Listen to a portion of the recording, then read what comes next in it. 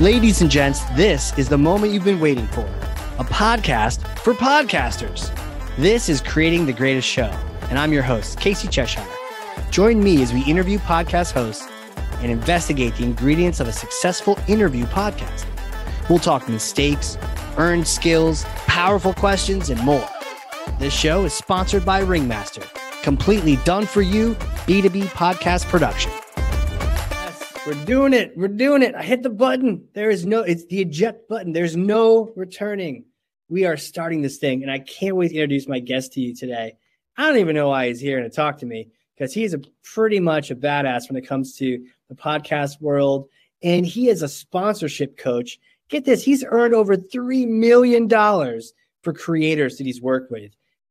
That's why he's here. He's here to teach us. He's here to school us up. I bet he's done a million different kind of things. He's got that marketing background, that creator background. He's worked with giant brands like Walmart and Disney and Cheetos, most importantly, in Tabasco. I mean, who cares about Disney, but you got Cheetos on your resume. He has an upcoming podcast. It'll be linked in the show notes. Husband, father of 2 boys, founder of the Creator Wizard, Justin Moore. Welcome, sir. What's going on, man? Thanks for having me. Stoked to be here. Dude, so cool you're here. I'm excited. I can't wait to learn from you. So I just want to start this thing off and just ask you that question, man. Pull back the curtain for us on your show and share your most important strategy for a great podcast. Okay, well, I'm just going to tell it to you straight, which is that I think intros are boring. No offense. That intro was amazing. Like, definitely follow me around and hype me up. But I think that, I've noticed this thing. I tend to listen to a lot of podcasts, and there's certain people that I really I love following them. I think their story is awesome. I think their tips are awesome. And I tend to listen to lots of interviews from the same people. And what I've found is that most interviewers ask pretty much every guest, tell us about your background. Tell us about this. And so you start to hear these same stories over and over and over in podcasts. And eventually, I think it's just kind of boring. And so my biggest tip when I launched my new podcast, I literally do not ask them those questions. I give a brief overview of, why the guest is here. And then we just hit right into it. I think maybe it comes from my YouTube background, where I'm trying to, improve retention on the video right away, right at the outset. So rather than doing this really long-winded intro, I just dive right into the meat. Yeah. Yeah. That makes a lot of sense, man. It's funny that you just I love it. Just come out, guns blazing, shots fired right away. I do an intro and then you're like, intros suck. I love it. If that's any indication of how this podcast is going to be, you should stick around. Totally. I'm certainly not checked out and playing Risk on my iPhone or texting my wife right now. I am all in. Let's go. So let's do it. What is it about? And so you have an extensive creator background. So I know the podcast is launching. I see it all this is creation. So I hear that. What is it about the same old question for you as a listener, and then also as a host and a creator? That same old question. What does it do? Why is it so boring? I think it's because we're always craving, from a listener's perspective, we're always craving novelty. I think that's why you've seen short form content blow up to the degree that it has. Right? People are constantly on the next lookout for the next endorphin hit. And hearing the same story over and over just doesn't scratch that itch, right?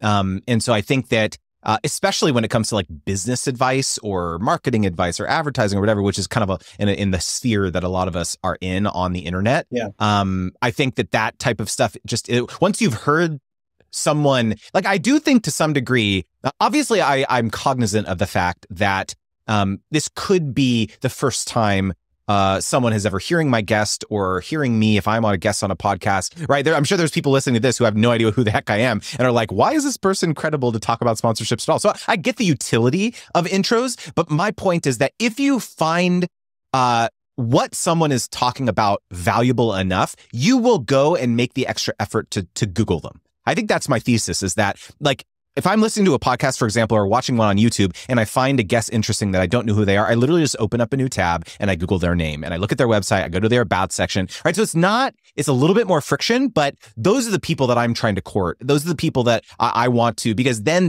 you're now establishing a deeper relationship. Maybe that person's going to join my newsletter or join my guest newsletter. And so I just think that rather than like bashing people over the heads with like the basics, like, oh yeah, here's my like 10 minutes on my whole story ever since I came out of the womb. It's just like, just treat them like they're smart and let them, learn more if they want to. Yeah. I have to confess to you. Do you have a priest costume? I know you just mentioned getting a wizard costume. I'm going to get a wizard's costume. I don't have it yet. I do have like a little wizard's like LED light in the background, but those of you listening probably can't see it, but I'm trying. Hell yeah. So here's my confession. I had two podcasts where they're both going to talk about search engine optimization, which for me is just like the most, not boring, but it's like, it's that thing where it's just like, oh God. And they were back to back. And I was trying to think of how to get out of this situation. And there's no way I could get out of it.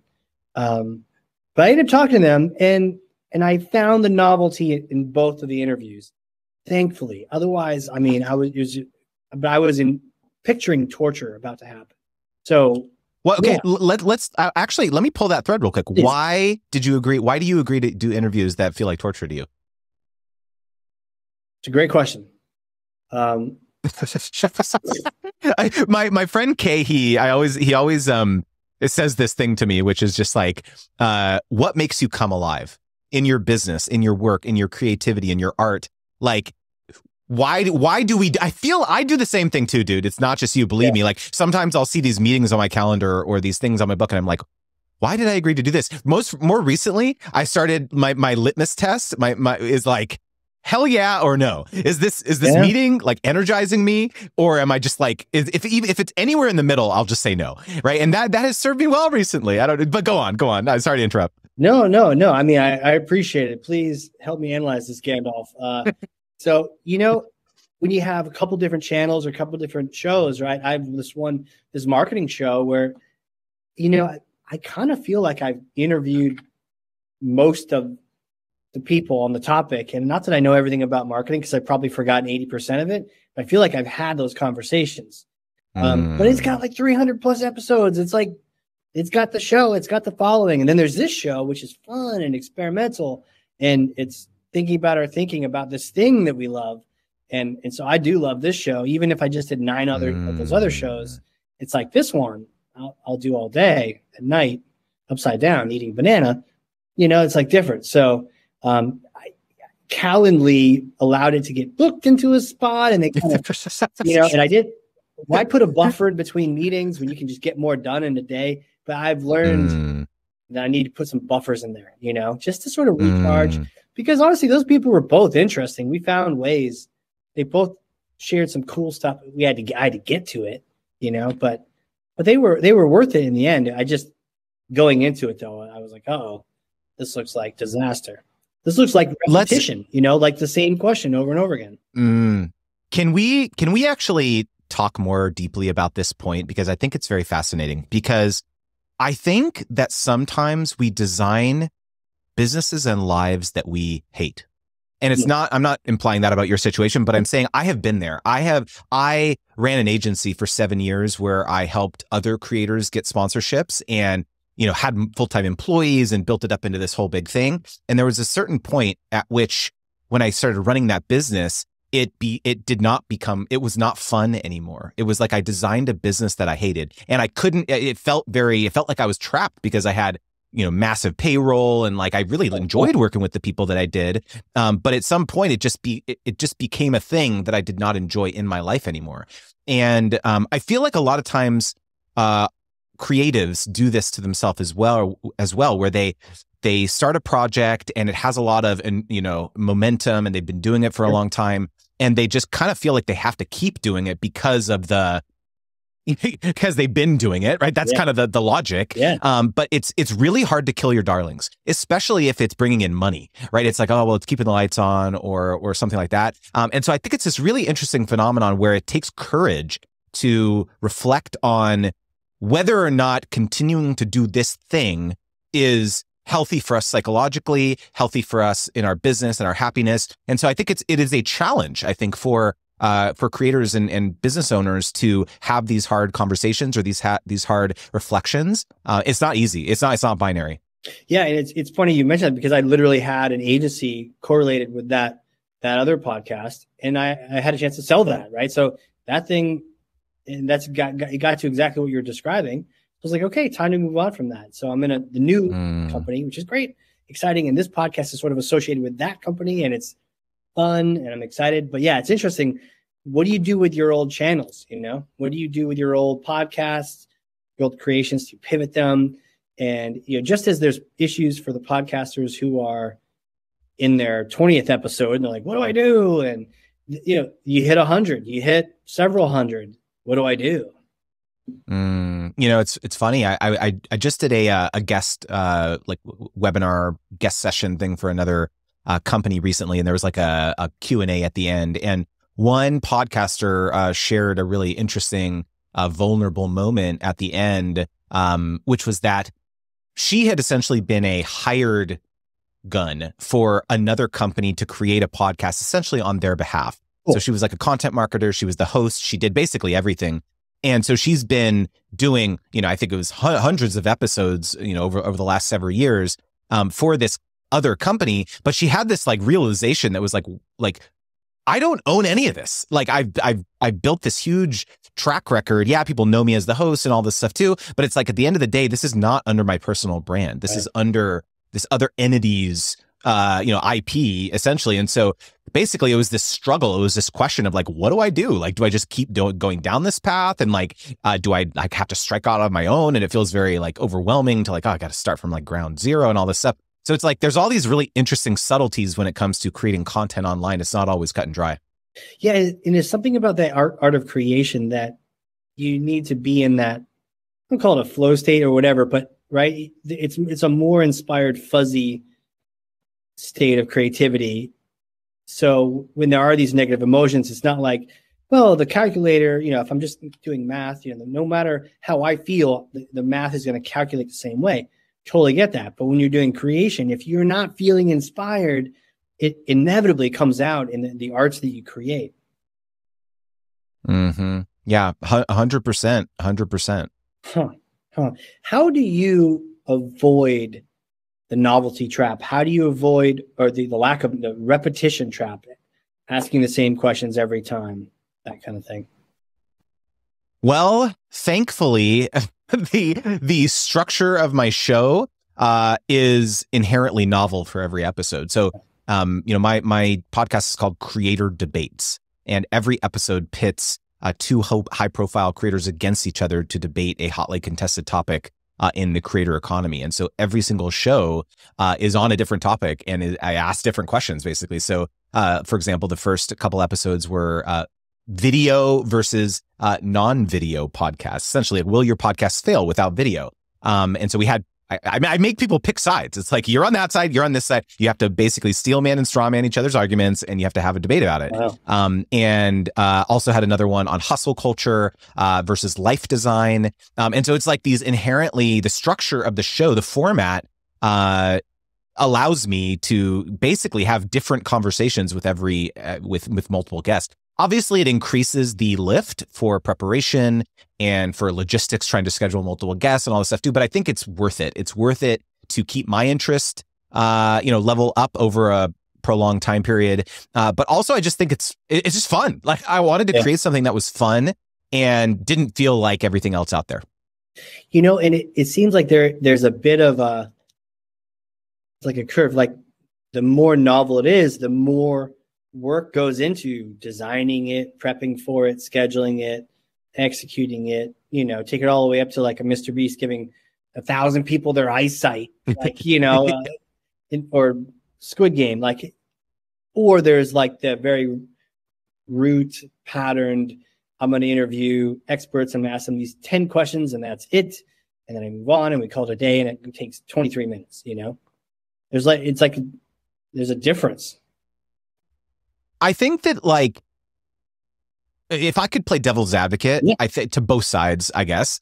I think there's value to multiple different types of show formats. Like for my show, like one of the reasons, there's a couple of reasons why I wanted to do mine the way I did. Number one is like, again, I wanted to be fun. I didn't want this to feel like another content hamster. Well, I got to get another thing out. I wanted to be excited about recording every show. So that's like qualification, criteria number one to me. Right. But then I also wanted it, Wes Cow has this article all around what's called spiky points of view, right? It's like, are you going to be presenting things that are novel, right? Are like, these are, people will be interested to share this in their newsletter or on, social media. It's not just another interview, show or another episode or whatever. Like it truly is kind of unique.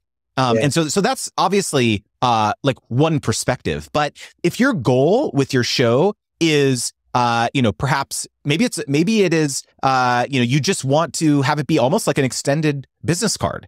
Like that's okay too, right? And you don't need high production. You don't need all these other logistics, all that stuff too. And maybe just for the nature of the industry you're in or the niche or whatever, maybe it's okay for it to be a little bit more, a lighter lift in terms of the execution. That's totally fine. I don't think there's, it's right one way or the other. Again, just my personality, I tend to prefer the former because I just like having fun doing it. But, like both paths are fine, I think. Yeah. Like it is a blank canvas. Like it literally is a white canvas that is ready for your paint. And you can put anything on it. So yeah, I don't know if I've heard much of people just defining genres real clearly about podcasting, but there's different approaches. And I think the part I heard from you that is, make sure the person creating it likes the format. Otherwise, 100%. Yeah. I mean, because if you don't see, for me, I want to be able to use like really stupid like sound effects. Like if someone goes over their time, I'm going to give them the frickin' buzzer, right. If they're allotted time, it's like a debate, right? So it's like, I wanted to be able to do fun stuff like that. That's not for everyone. I understand. But it's like, I had to design a format like that would get me really excited. And I'm just like, in my real life, I'm kind of I joke all the time. I like not super serious. And I want that to come across in my content, Yeah. That's cool. So you designed it that way. How intentional were you about that? Were you like, okay, or you just kept adding fun things? And talk to me about how you sort of developed the idea. So this was the genesis of the idea. So, on Twitter about a year ago, I have a newsletter, that every week, it's a weekly newsletter where I share paid sponsorship opportunities every single week. So it's like a really high value newsletter. By the way, the CTA is creatorwizard.com/join. If I wasn't a creator, I would, I have to do that. A link in the show notes. I have to do that, right? But this is all very meta, right? But I was talking about this on Twitter, and I started getting into this conversation with Jay Klaus, who's like a really amazing creator, has his own podcast as well called Creative Elements. Big shout out to Jay. And also Jordan Godby, who's another friend. And they were basically arguing over my newsletter. Jordan was saying, your newsletter is too valuable to be free. And Jay was saying, you should not make this newsletter free because you should not make this paid because you're going to get way more top of funnel people because of the fact that you're monetizing on the back end through your courses and your coaching and all that stuff too. It makes way more sense to keep it free. And so they were fighting about this. And I was like, let's have a debate over Zoom and I'll invite people. And so that was what we did. I literally just threw up a landing page like with ConvertKit and a bunch of people showed up to this like debate about free versus paid newsletters. And it was super fun. And it was like, I wasn't intending that, but ever since I did it, it was fun. It was about an hour long. There was like people asking questions at the end. And ever since I did that debate, it just was in the back of my head. I was like, that was so fun. That was so cool. People loved it. But how could I make this something that is more ongoing? And so that was kind of the initial idea. And so it was kind of banging around in my head for about a year, but I was super busy with all my other content and yada, yada. And so finally I was just like, screw it. Like if I have to do this is too good of an idea. It's too fun. And so I just started, the initial structure was, okay, I'm going to figure out how does the show flow? That was the first thing. So I opened up Notepad on my computer and I was like, I don't want this to be an hour-long show. I want this to be really punchy. And so I was like, okay, I'm going to make opening arguments. You get 2 minutes, each guest. Then we have 3 rounds. each guest gets 2 minutes per round. And we're going to talk about each round is themed. So for example, on the hustle culture episode, the first round was all about business and money and hustle culture, how it relates to that. Second round was about creativity, right? Does hustling like help you be more creative and so on? And the third round is all about, so it's like I themed each round. You get a certain amount of time. I buzz you a few over. And so we're out of there recording within basically 30 minutes. And then we cut it down. And so each episode is around, 25 minutes or so, maybe less. And so again, I figured out the format, I dialed it in, and then I just went for it, dude. Like I didn't know the sound effects. Like I figured out all the, how we wanted it, because it's a video podcast, I spent a lot of time into the actual dynamics of how everything, comes together on the screen. It's super dynamic. There's, B-roll, there's text effects, there's animations, there's like all sorts of stuff that makes it fun and visually engaging if you're watching it versus listening. And so, yeah, I spent a lot of time trying to massage that whole thing. And really it just was, the whole process was so fun to me, dude. I'm a decade plus into my creator journey. I've been on YouTube since 2009. And so I really just wanted to like make something super high quality that I could be proud to put my name on. Hell yeah, man. That's so good. What are the debates you have coming up? Oh my God, I have so many. Like, okay, so I've got Twitter versus Instagram for business building. Wow. I've got YouTube versus people TikTok. That actually argue these points and they have to disagree with each other. Like, yes, the Twitter person's like, Instagram, you're wrong. They don't feel like people feeling fuzzy, like, oh, we're both right on the debate kind of thing. That is when people start gravitating towards the same answer. I'm like, stop it, get back in your corners, basically. Totally. It's like, and it's like a shtick, I play it up, obviously. Let's go. Yeah, and if people go over the time, I just keep buzzing them, so they're like, shut up, It's fun, and it's helpful because, when I was still figuring out the format in the first couple episodes and recording it, I felt. I asked some of my close friends to be the first guests. And so it made it a little bit less intimidating, and I was trying to like figure it out and everything. But now that I'm getting, I think I'm recording episode 7 or 8 now. We're the first 2 have been released. This is very new. And so I've recorded, I think 7 or 8 now. And so I'm now starting to talk to guests who I've never met before and who have never met each other. So the dynamic is definitely different when you do those types of, debates. And so I'm just kind of feeling, and then the other thing too, that I just tried out actually on Monday was, I want to be in some of these debates, not just the moderator. Like some of these topics, I want to sink my teeth into. And so I asked on Monday for the first time, I asked my community manager, Dee, who's helps me with my course and community and stuff. I asked her to be the moderator. So I did the intro, and then I was like, okay, I'm going to hand it off to Dee. And then I was one of the debaters, basically. And so it's like, I'm having fun with the format, dude. Like I honestly have no idea what I'm doing. Right. But I think that's part of the fun of it, That's totally the part of the fun of it.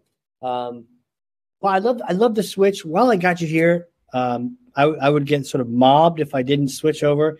I love to talk to this thing. Now, you answer a lot of questions about sponsorship, so I will try my best to ask things that aren't the same questions. But man, it's okay. It's Talk to okay me about sponsorships and podcasts. Like, where do I start? Guess what? I'm actually working on a extremely detailed, probably pretty long YouTube video all about podcast sponsorships 101. I don't know what the title is going to be, but it's like literally nuts to bolts, everything you need to know if you're like just starting out to maybe wanting to optimize your sponsorship strategy and so on. So I think the very first place that I like to start is actually has to do with mindset topics, because I think a lot of creators, well, first and foremost, they don't they're very fixated on their numbers, how many downloads they're getting, how many listens, they're looking at their analytics, right? And the reason that is because that is where we are living as creators day in and day out. We're seeing how our, next episode performed to our previous one, or we're looking at our monthly downloads, or we're yada, yada, right? It's like we're very much fixated on how we're just organically doing, right? Is our podcast growing relative to our peers, yada, yada, right? And so when you start thinking about pitching a brand, or maybe there's a brand that has landed in your inbox who has said, hey, we actually want to sponsor you, the first place that most podcasters go is, oh, well, I can't charge very much because I'm not getting that many listens, or I'm not getting that many downloads on my podcast. Right. And so I like to I'd like to really just get in here and like wiggle around and dig into this topic, because the most important realization that you need to have as a podcaster is you have so much more value to brands and companies than the number of downloads that you're getting. Oftentimes, especially if your podcast has a particular niche, maybe you have a lot of listeners who are, small business owners or they're, decision makers at medium-sized companies or whatever it is, whatever your niche is, whatever your kind of demographics and psychographics of your listeners are, that is a high value audience, right? And so oftentimes you have to put yourself in the shoes of the prospective sponsor and think, okay, if this brand or this sponsor did not hire me, what are their alternatives, right? Let's say that I make a podcast all around like software automation or test, like engineering related software design, this type of stuff, right? There are not a lot of podcasts about that. Right. And so if they didn't hire you, well, okay, maybe they could go and hire, maybe they could partner with some bloggers, or maybe you could find YouTubers who talk about that stuff, or, yada, yada. Right. And so it's this whole, what the concept is called your BATNA, your best alternative to a negotiated agreement. It's a negotiation psychological principle. And so you have to lean into this confidence that like, okay, if this brand didn't hire me, what are their alternatives? Right. And so it's this very interesting confidence that you need to have when you come to the negotiating table to say, look, I may not have, 50,000 downloads on every episode, but these are like 3,000 or 5,000 software engineers who are always looking for the latest and greatest tools to improve their workflow. Right. So you have to illustrate to the brand that you represent a conduit for them to access a bunch of potential customers of theirs. So I know this is like maybe a little touchy feely, but it's like a really important concept because it really explodes your viewpoint on like what's possible when it comes to sponsors. It's true though, because we get distracted by the vanity metrics, and then we allow them. I mean, that thing earlier was your quote, man. You have so much more value than than the numbers. It's so much more to offer these other vendors. But talk to me about niche though, because you did mention that. Like, if you have really refined one, man, you're gold. But what if you sort of just started and you never really got intentional about defining that? Pick one. You don't have one. It's tough. It's going to be tough to stand out. Pick one. Because, imagine, put yourself in the shoes of a brand or a company. If you are like every other business podcast out there, right? You are a commodity. Literally, they could, if you are charging too much money for your CPM or whatever, however you're charging, which you shouldn't do, by the way. But if you give them your rates and they're just like, sorry, our max budget is X, like you literally have no levers. Because they'll just say, well, you know what, I'm going to go to this next podcaster over here. They're much cheaper than you and we can get the same results, yada, yada, right? You never, ever want to be in that situation. And so I know it's a tough pill to swallow. A lot of people have called me their kind of like tough love mentor when it comes to this. But it's like, truly, if you want to, if sponsorships is the major way in which you are monetizing your creator business or your online business, then you really have to figure out what is your USP, what is your unique selling proposition, what is the value proposition that you're bringing not only to your audience to get more listeners, but also to prospective partners, right? You have to be able to have a narrative, to be able to tell a story around why your audience is has a much higher value than your peers. And so sometimes it takes going back to the basics and thinking, okay, what is who am I serving with my content? Who am I serving? How can I actually help them accomplish, or solve problems in their life? It's tough. Like it's going to be very tough for you to get consistent results if you're interchangeable with everyone else. Oh, totally. You got to do it. Pick one, then pick one within that one. Makes total sense. Can you? Well, actually, can I real quickly? This is important. In the like this is a great example of how a lot of people will say, oh, well, I don't want to pick a niche because I'm multi-passionate. I have all these things that I want to talk about and all these things I want to do. Look, I am a sponsorship coach. How much more niche can you get? All my content over the last 2 years has been all around finding and negotiating your dream sponsorships. And I have built up this really engaged audience. Now my newsletter is almost 12,000 creators who are really interested in this topic. And I built up that know, like, and trust factor to the point that now, 2 years later, I'm now launching this show called Creator Debates that isn't just about sponsorships. People have now, illustrated to me that, like, hey, they appreciate my perspective on other stuff now. So I call it my Trojan horse strategy, where it's like I went really deep on this one subject. And then now that I've built out a brand around that, I'm now able to take a little bit of a step back, go a little higher level, and talk about some of these other things that I also really enjoy. Totally. And that can help keep that creative artist inside you excited about what you're doing. Because I'm sure there were times when you're like, man, I have talked about sponsorships a lot. Do I really want to make one more video about sponsorships? Well, you would think that, yes. However, when I actually picked this niche. So when I started Creator Wizard, my tagline was the business of being a creator. That was like my YouTube like subtitle and all this stuff. Right. And so I thought I was going to talk about email list strategy and physical product businesses and direct fan funding and, Patreon, all this stuff, right? Digital products, courses. And that was so too confusing to people. They just were like, what are you going to help me do? Like all this stuff. It's just, I can't really understand how you're going to serve me. And so when I actually doubled down on this niche around sponsorships, because before my strategy was like, I'm going to make videos on all these different topics. I'm going to see which one does well. And then I'll just like make more videos about that topic.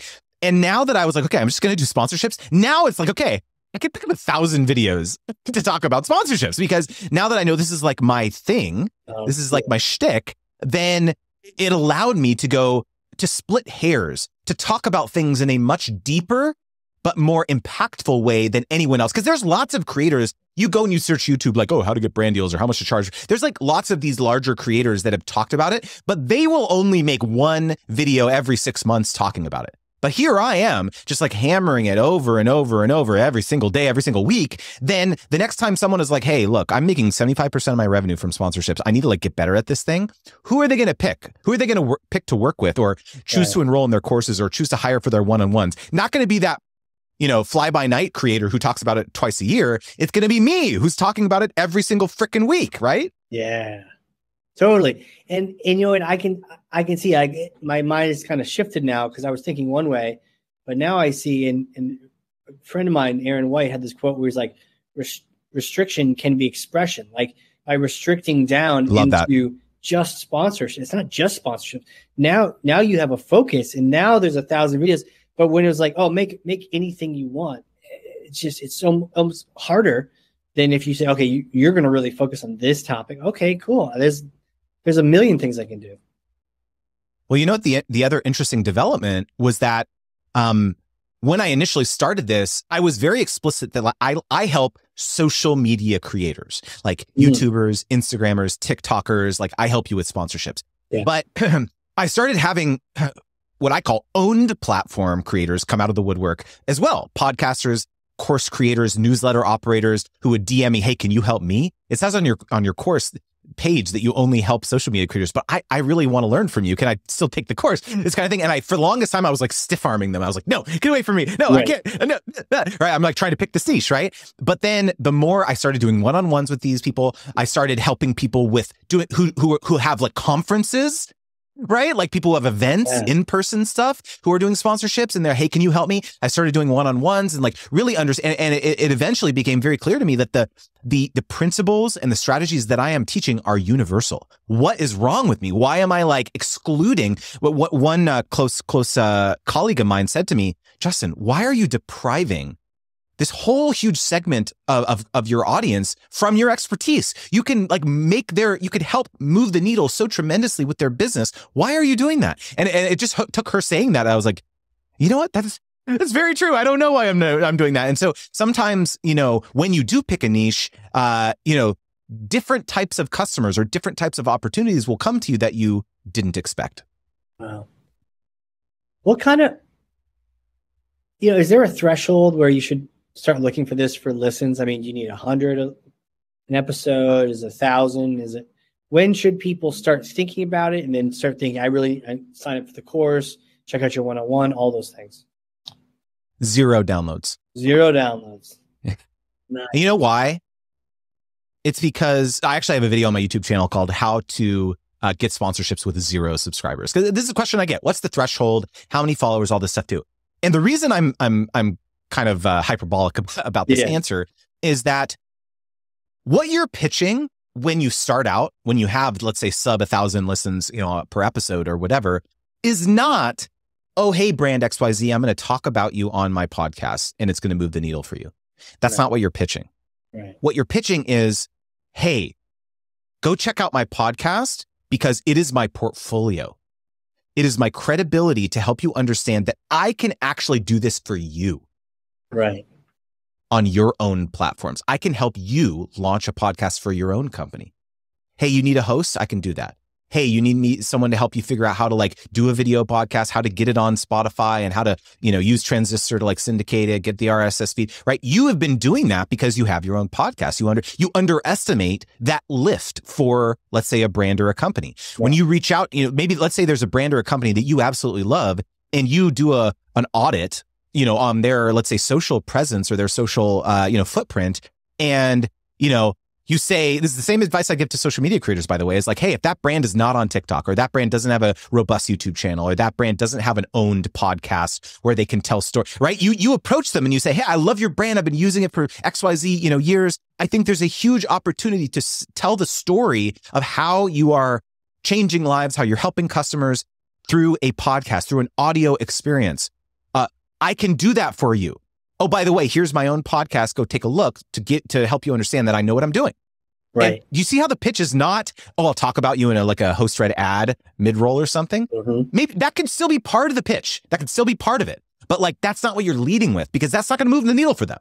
Right. And so one of my goals with this whole conversation around sponsorships is that a sponsorship is not just you talk about brand on your podcast or you talk about brand on your YouTube channel or whatever. It's you are serving the brand to help them accomplish an internal objective. That is a sponsorship, in my opinion. Yeah, man. Good stuff. Here's another question for you. I know this debate show sounds fantastic. I'm definitely going to check it out. We're going to link to it. I'm going to check it out. Thanks, man. Intrigued by it, especially having fun and just disagreeing. I think we need more of, anyways, with each other. But in a fun way, and we still we'll go out for beers afterwards, still kind of way. That's what I'm assuming your show is. Maybe they hate each other by the time we're done with them, but no, I mean, it hasn't happened yet. I'm sure it's probably going to happen at some point. I don't know, but yeah, I feel like I'm a very good person to kind of mediate these types of situations. Yeah, but usually it's friendly, it's fun. Yeah. The interesting thing is that it's playful because it's a lot of the times the creators can very much see each other's perspectives on these topics, right? Yeah. Twitter versus Instagram, for example, or YouTube versus TikTok, or, short form versus long form video, or whatever. I'm recording one on Tuesday, which is CPM versus custom or flat rate sponsorships for podcasts. That's an episode I'm recording. Okay. So, oftentimes people can see each other's arguments and sometimes they also employ each other's tactics and stuff like that. But it's the fun of it is let's just pick sides and let's have a conversation to really help creators make decisions because it's so amorphous sometimes in creators' heads where it's I just don't know what to do. There's all these factors and pros and cons and all this stuff too. But let's just take these to their extremes and make arguments for both sides and then allow creators to really think this through before they pull the trigger. Yeah. Would you ever do dark and serious topics, or do you think you keep it fun? Well, the tagline of the podcast is stupid arguments to help creators make smart decisions. Okay. Good. So good. The tagline kind of implies that stupid arguments is kind of more fun and lighthearted, I would say. That's right. But I'm not shy to focus on serious issues either. It's not something I would shy away from, I would say. So I don't know. We'll see. We're only in season 1, so get back to me on season 7. People start hating on you. Okay. Let's get back to discussing JPEGs or GIFs. Is it GIF or GIF? You had that one yet? I think that's necessary. I might, but I need to get it sponsored by the peanut butter. That would be better. I am a sponsorship coach, so yeah, you can lead by example. Well, Make it real meta. Here's sort of a final question I'd love to throw at you, which is just, we chat again, and hopefully before this too, but let's say we chat again 50 episodes from now, like a weekly show worth in a year's time. What do you hope your show is, and what is it like, and what experiences do people have on it? Man, I've already started to get such interesting feedback from some of the episodes that I've already done. Because at the very end of each episode, I make creators make a final appeal. I say you have 1 minute, make your final case, basically. And some of them have been super poignant and super like almost kind of give me goosebumps when people kind of are able to distill their advice into this very succinct format. And some of the comments and DMs and emails I've gotten, even it's literally only been live a week, dude. Like it went live on 3 days, Monday. Both episodes went live on Monday. Yeah. So the feedback that I've already gotten has been outstanding. And like that to me is a win. That is success to me. Like just feeling as though part of it is like I feel very fortunate that like I have a lot of other things going on. I have a lot of other revenue drivers, my courses, my coaching, all that, my newsletter, all that stuff. And so I very much look at the podcast kind of as a skunk works. It's like a fun, creative project for me. I did get it sponsored out the gates, which was really satisfying from ConvertKit, the email service provider, which was really fun. Cool. But I am not, at least right now, I'm not looking at it as like, oh, I got to like recoup my investment or like make a bunch of money off of this. Like for me, it's much more about impact. It's about helping people. And that's always been my ethos on anything that I do on the internet is like, I don't need every single person who listens to my content or watches my content to like become a customer. Like it's just fundamentally, that's not my belief. My belief is like the people that need my help will find me and pay me. And like, I'm just not worried about needing to monetize every second of every content kind of thing. And so for me, yeah, like the eventuality would be, it's a big impact. Yeah, maybe a small percentage turn out to, find value in my paid stuff. That's awesome. But I'm not looking for really much else than that. That's cool, man. I love that. Where can people go and connect? Where do they go to find the show? Where do they go to find you, connect with you? Awesome, man.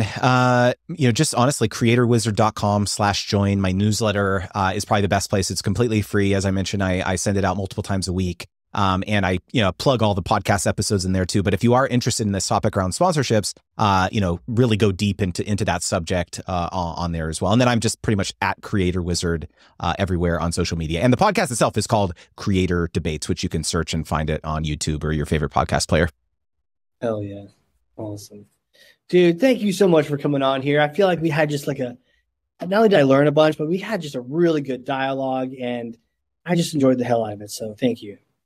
Totally, man. I love these types of conversations because I don't get to have them very often. As I alluded to at the beginning, it's like oftentimes kind of a little bit more surface level. And so I love talking about this stuff that's a little bit deeper. So I really enjoyed it as well. So thanks for having me, man.